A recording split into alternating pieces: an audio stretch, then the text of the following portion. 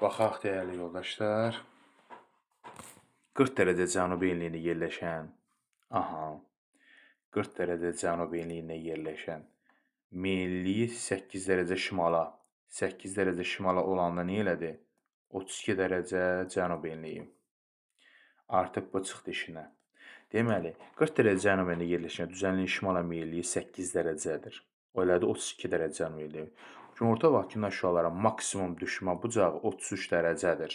Bu zaman tropiklər arası məsafəni tapın. Dəyərli yoldaşlar, artıq burada tropiklər dəyişib. Yəni qütb enləri arası dəyişib. Burada maksimum düşmə bucağı 33 dərəcədir bu enliyə. Biz nə edirik? Günəşin maksimum düşmə bucağını yazırıq. 90 dərəcə çıxaq. Enlik nədir? 32. Maksimum deyirsə çıxaq. 23,5 yaza bilmərik. Çünki bilmirik. X-dir. Bərabərdir 33. Günəşin minimum düşmə bucağı verib özü.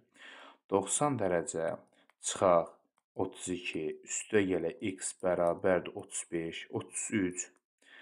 90-dan 32 58 eləyir. 58 üstə gələ x bərabərdir. Bir dəqiqə. Dəyərli yoldaşlar, 58 60 32 dərəcə cənub enliyi. Bir dəqiqə.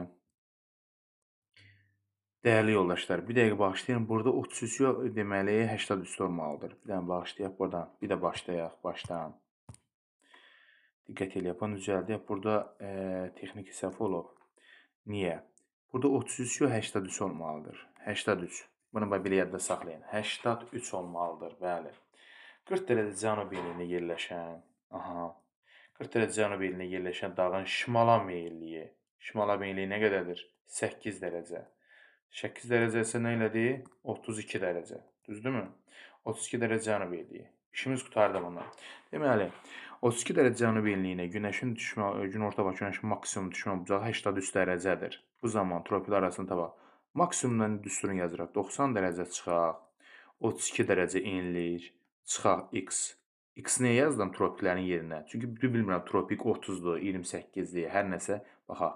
Bərabərdir 83. 90 çıxaq 32. Üstə gələk x. Açılır. Bərabərdir 83. Demək 90-dan 32 çıxanda 58. 58 üstə gələ x bərabərdir 83. X bərabərdir 25. Deməli, dəyərli yoldaşlar, tropiklər 25-dən keçəndə 32 dərəcə cənub enliyində maksimum düşmə bucağı 83 dərəcədir. Avtomatik bunu yazırıq. 25 şimal, 25 cənub. Düzdür, arasındakı məsafəni deyir. Tropiklər nə eləyir? 50 dərəcə. Fərqli yarımküre. 50 nə vururum nəyə? 111-ə. E variantı edir. Deməli, baxırıq dəyərli yoldaşlar, 16-cı suala. Doğru ifadələri soruşur bizdən. 16-cı sual deyir ki, yer kürəsi qütb hissələrində cazibə qüvvəsi deməli zəifdir, yox, güclüdür. Sonra Marsla yer orbiti yerlə arasında asteroid yox, Marsla Yupiterin arasında asteroidlər yerləşir. Öz xəttində ən uzun müddət fırlanan Mars deyil, nədir? Deməli 243 günə məhz Veneradır. Saturn ən böyük peyki Oberion, Titania və Oberion düz. Neptun, Uran, Saturn, Yupiter kiçikdən böyüyə düzülüşdür, düzdür. Merkur Gəncədə, Merkur Nizam Gəncəvadının krateri var. 4, 5, 6, C variantı. 12 dərəcə cənub enliyində günəş zeniti bu zaman şimal yarımkürəsində olan günəş şarı düşmə bucağı ilə qütb ulduzunun görünmə bucağının eyni olduğu enliyi tapın, dəyərli yoldaşlar. Dəyərli yoldaşlar, diqqət eləyək, çox maraqlı bir sualdır. Günəş 12 dərəcə cənub enliyində zenitdədir.